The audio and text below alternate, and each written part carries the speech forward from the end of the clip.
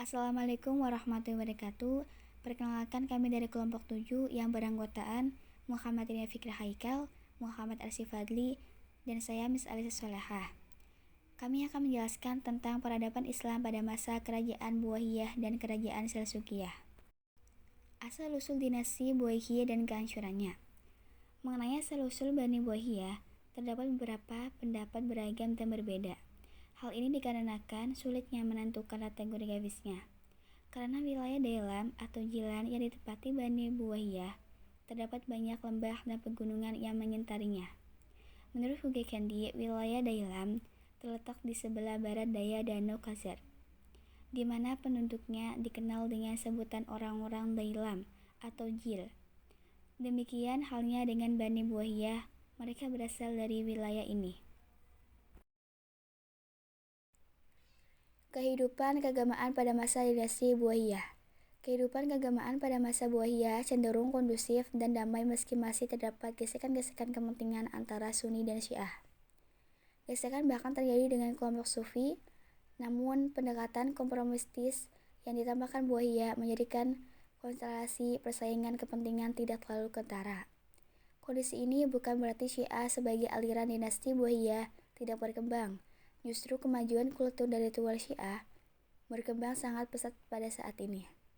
Masih sesungguhnya sejarawan masih memperdekatkan Syiah apa yang sesungguhnya dianut oleh Buwayyah, yakni antara Saidiyah dan Imamiyah atau Syiah 12 imam.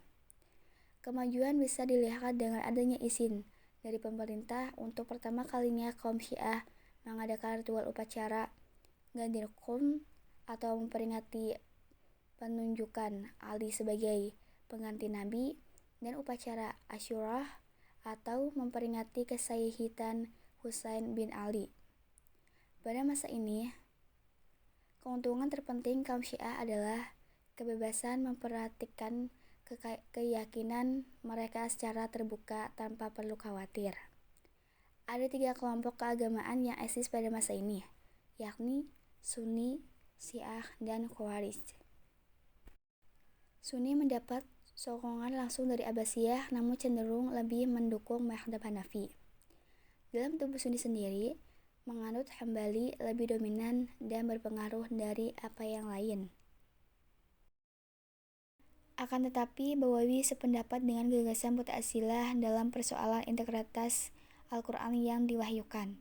Sepanjang periode Buwayyah, kaum Mu'tazilah menunjukkan perhatian besar terhadap masalah ilmu hukum.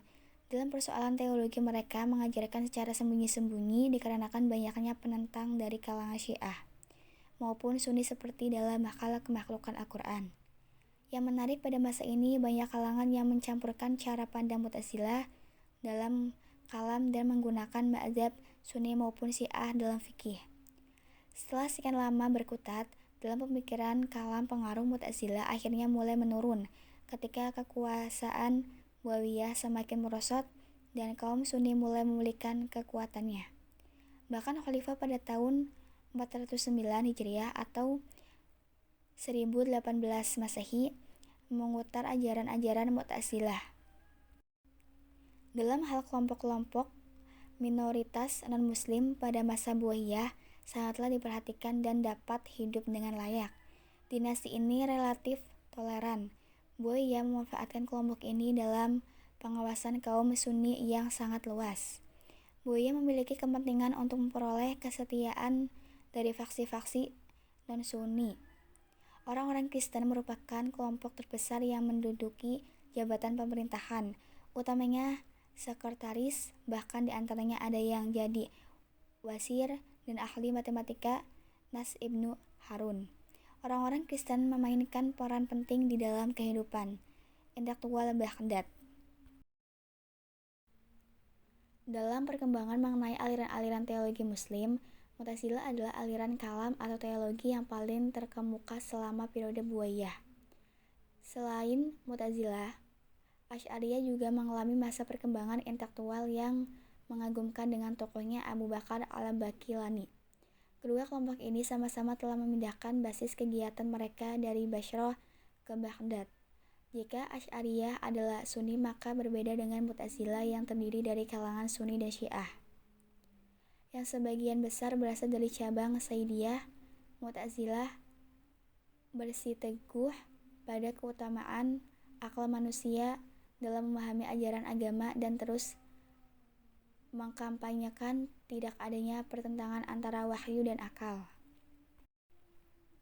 Di Baghdad ada 3 aliran Mu'tazilah yang hidup berdampingan, yakni aliran Baghdad lama yang didirikan oleh Abu al-Husain al-Khayyat, aliran Bakhashimiyah yang didirikan oleh Abu Hasim al-Jubai, dan aliran Ikhtiyah yang didirikan oleh Ahmad ibnu Ali ibnu al-Ikhid.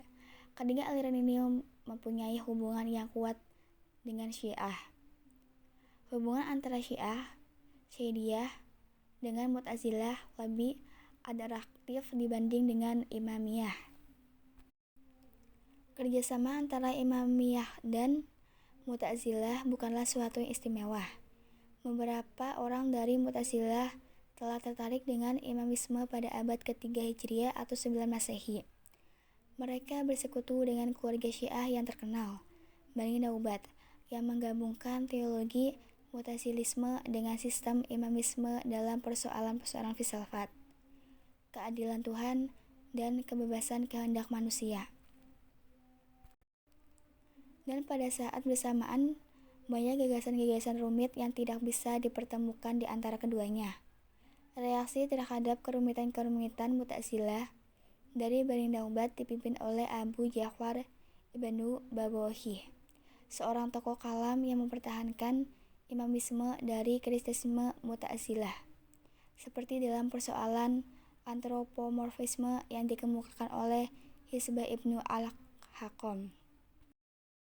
Selain karakternya yang moderat, Imamiyah cenderung terhindar dari konflik internal yang biasanya seputar pergantian imam. Zaidiyah yang agresif lebih cocok pada masa-masa awal perkembangan Buwaiyah. Proses Islamisasi di wilayah ini dimulai sejak masa pemerintahan Khalifah Harun al-Rasyid, yaitu ketika para pengikut keturunan Ali ibnu Abi Thalib, kelompok Syiah, mencari perlindungan kepada penduduk setempat pada paruh kedua abad ketiga Hijriah atau 9 Masehi. Hal ini dilakukan sejak gagalnya gerakan Husain ibnu Ali ibnu Abi Thalib di Madinah.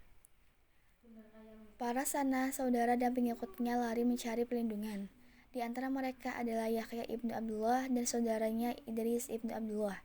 Yahya berpindah-pindah tempat mencari perlindungan sampai ke daerah Sana'ah di Yaman, sedangkan Idris ibnu Abdullah terus pergi menuju barat sampai negeri Maghrib atau Maroko. Namun setelah Yaman dikuasai tentara Bani Abbas, ia pergi ke Ethiopia atau Habasyah, kemudian menuju Turkistan di sebelah timur Khorasan. Penguasa Turkistan, Qada, menyambutnya dengan baik dan masuk Islam. Yahya ibnu Abdullah menetap di Turkistan sampai meninggalnya Khalifah Musa al-Hadi, yang kemudian digantikan oleh Harun al-Rasyid pada 170 Hijriah. Penduduk daerah ini berbahasa Persia dengan dialog lokal dan terdiri atas berbagai suku. Suku-suku ini terkenal akan keberanian dan kemurahannya, suka berperang namun punya sikap yang sering berubah-ubah, sembrono, dan kurang peduli. Sebagian besar dari mereka adalah masyarakat terbelakang dan kurang mengalami pengalaman pengajaran yang memadahi, sehingga tidaklah mengherankan jika kerap kali terjadi pertentangan di antara mereka sendiri. Lebih dari itu, mereka juga dikenal dengan masyarakat yang berwatak keras, suka berpergian sendiri, dan enggan tunduk kepada bangsa lain. Sedangkan kelebihan mereka adalah postur tubuh gagah perkasa dan berwajah menarik. Tentang asal-usul keturunan Bani Buwaiyah, beberapa pendapat menyatakan hal yang berbeda. Yusuf al-As misalnya mengatakan bahwa Bani Buwaiyah dan penduduk Dailam lainnya adalah bukan asli Iran, meskipun bahasa dan kedudukannya mereka adalah Persia. Menurutnya mereka lebih merupakan campuran antara bangsa Turki, Iran, dan suku-suku bangsa lainnya. Klaim bahwa Bani Buwaiyah merupakan keturunan Bakhrunjum ibnu Yazdadib I, salah seorang raja pada dinasti Sasaniyah. Menurutnya hanyalah semata-mata untuk memuliakan kedudukannya saja. Hasan Ibrahim Hasan menyatakan bahwa Bani Buwaiyah adalah keturunan Bahram Jun ibnu Yasir I, yaitu Makronasi, salah seorang perdana menteri di masa dinasti Sasaniyah. Asal-usul dinasti Seljukia dan kehancurannya. Seljuk atau Bani Seljuk adalah nama suatu suku yang pernah berkuasa abad 11 dan 12, 429 sampai 590 atau 1038 sampai 1194. Nama Seljuk diambil dari nama pemimpin kabilah atau suku Turki Gus, yaitu Seljuk bin Tuqa yang mendiami wilayah Imperium Uighur. Luas wilayahnya berbatasan dengan Tiongkok di sebelah timur sampai pantai Laut Kira, dan terus memanjang ke daerah Mawaranahar. Kemudian diangkat menjadi panglima pada masa Imperium Uighur yang menetapi bagian selatan lembah Tarim dengan Kashgar sebagai ibu kotanya. Seljuk memang termasuk orang yang punya cita-cita tinggi dan kecerdasan akal serta kemuliaan akhlaknya. Maka rakyat pun cinta dan hormat kepadanya. Pengaruhnya di kalangan rakyat makin lama makin besar. Akhirnya timbul kekhawatiran permaisuri dari Kahar atau raja Uighur yang bernama Qohar Baikhu jika pengaruh Seljuk akan melebihi pengaruh suaminya. Kemudian ia pun direncanakan akan dibunuh. Akan tetapi rencana itu diketahuinya, maka ia pun mengumpulkan seluruh keluarga dan sukunya untuk meninggalkan daerah tersebut, membelah pegunungan Tian Shan dan menuju ke daerah sebelah barat, yaitu daerah kekuasaan Islam. Akhirnya Seljuk dan pengikutnya sampai di daerah kekuasaan Amir Abdul Malik bin Nuh, penguasa Daulat Samaniyah, dan pengikutnya mendiami daerah Jundi, sebuah daerah dekat Bukhara. Sesampainya di wilayah Daulat Samaniyah ini, mereka pun memeluk agama Islam dengan aliran Sunni, yaitu aliran yang dianut oleh umat Islam di daerah itu. Kehidupan keagamaan pada masa dinasti Seljukia. Kemajuan Daulat Bani Seljuk. Tughrul Baik. Setelah Tughrul Baik menyatakan secara resmi berdirinya Daulat Bani Seljuk, beliau mengaku berada di bawah kekuasaan Khalifah Abbasiyah. Peristiwa pengakuan ini terjadi tahun 432 Hijriah atau 1040 Masehi. Kemudian mereka meneruskan serangan ke Iran dan daerah sekitarnya sampai terbuka pintu bagi jatuhnya negara Persia Islam ke dalam kekuasaan Bani Seljuk. Kemenangan-kemenangan yang diperoleh dari berbagai wilayah, Tughrul Baik makin mendapat kedudukan yang kuat. Dia mulai mengatur politik dan negara dengan memberikan kepercayaannya kepada saudaranya untuk menguasai daerah-daerah yang telah dikuasai.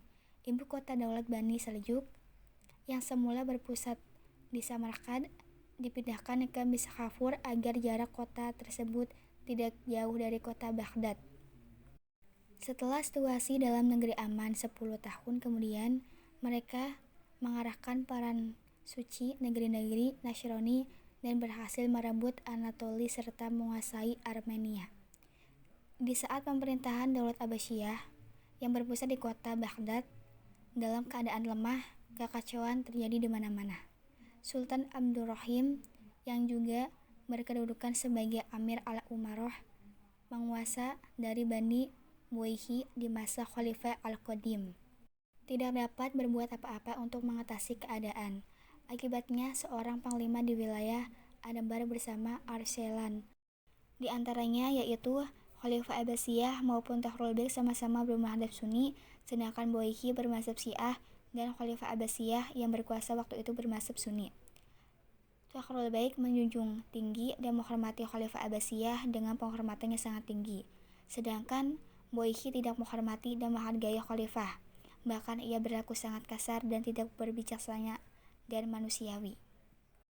Tughrul Baik tidak bertindak sewenang-wenang terhadap Khalifah Al-Qaim, sebagaimana halnya dengan Buwayhi. Dengan demikian ia diakui dengan Sultan Malik, dan pada saat ia menjadi sultan dikembalikannya sebagian hak-hak khalifah yang hilang pada masa Buwayhi.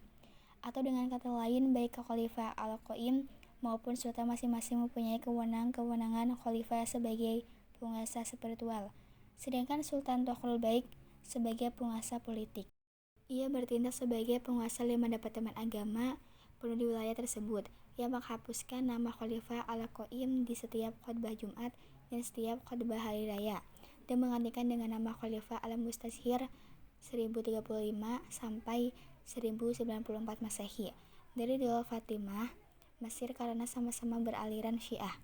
Sebenarnya permusuhan yang terjadi antara Khalifah Abbasiyah dengan Al-Basyashiri adalah permusuhan antara golongan Sunni dengan golongan Syiah.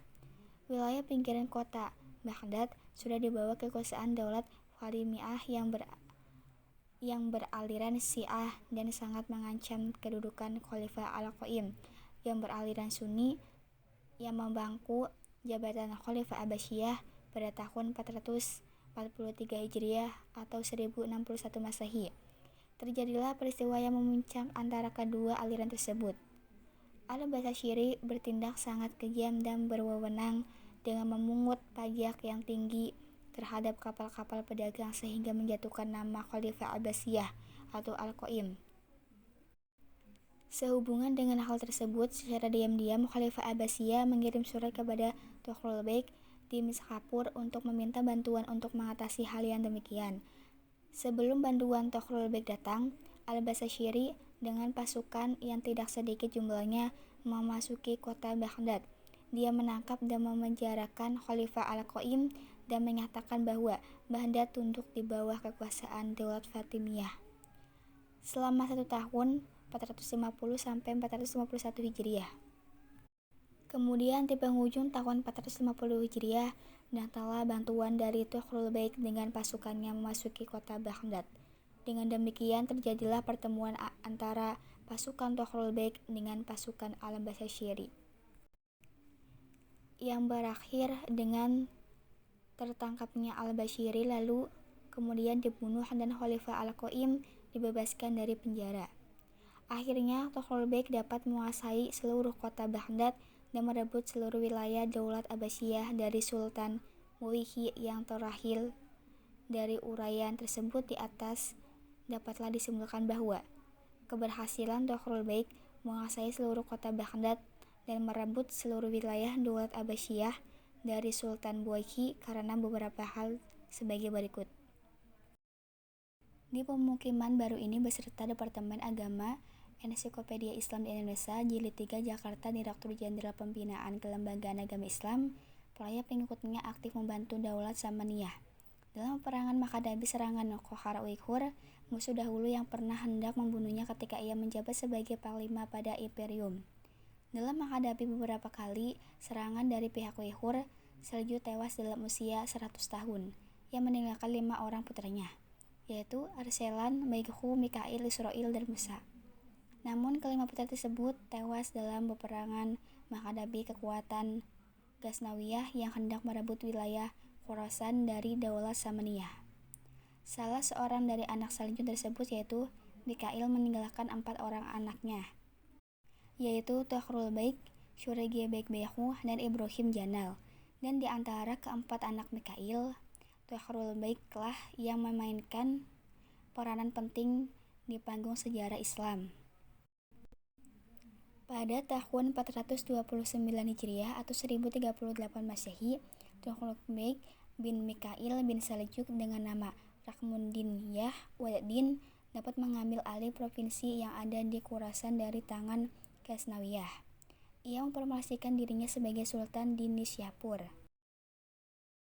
Dari uraian tersebut di atas, dapatlah disimpulkan bahwa Seljuk dalam upaya mewujudkan cita-citanya membentuk pemerintahan sendiri ternyata tidak begitu mulus. Bahkan, syarat dengan tantangan di masa imperium Uighur ia sudah berhasil diangkat menjadi panglima. Tapi karena kecerdasan dan kedekatannya kepada rakyat sehingga Uighur menaruh curiga kepadanya jangan-jangan ia dapat menggantikannya. Lalu ia bermaksud untuk membunuhnya. Untung saja Seljuk mengetahui rencana itu, lalu ia berhijrah bersama dengan keluarganya di daerah kekuasaan Amir Abdullah Malik bin Nuh, penguasa Daulat Samaniyah. Di pemukiman baru itu ternyata ia dengan keluarganya aktif membantu Daulat Samaniyah dalam peperangan menghadapi Uighur. Musuh dahulu yang pernah ingin membunuhnya Seljuk tewas dan anaknya 5 orang sebagaimana yang telah disebutkan di atas juga tewas dalam peperangan menghadapi kekuatan Ghaznawiyah. Untunglah salah seorang dari 5 anaknya itu, yaitu Mikail, meninggalkan 4 orang anak. Salah satunya di antaranya ialah Tughrul Beg bin Mikail bin Seljuk inilah yang melanjutkan cita-cita nenek dan ayahnya untuk membentuk pemerintahan Bani Saljuk. Barulah resmi berdiri pada masa kekuasaan Tughrul Baik. Tughrul Baik tidak bertindak sewenang-wenang terhadap Khalifah Al-Qaim, sebagaimana halnya dengan Buwaihi. Dengan demikian ia diakui dengan Sultan Malik, dan pada saat ia menjadi sultan dikembalikannya sebagian hak-hak khalifah yang hilang pada masa Buwaihi. Atau dengan kata lain, baik Khalifah Al-Qaim maupun sultan masing-masing mempunyai kewenangan khalifah sebagai penguasa spiritual, sedangkan Sultan Tughrul Baik sebagai penguasa politik. Tughrul Baik nikah dengan putri Khalifah Al-Qaim. Dengan pernikahan itu akan memperkokoh eksistensinya dan kesetiaan khalifah dan keluarga-keluarganya. Terima kasih. Wassalamualaikum warahmatullahi wabarakatuh.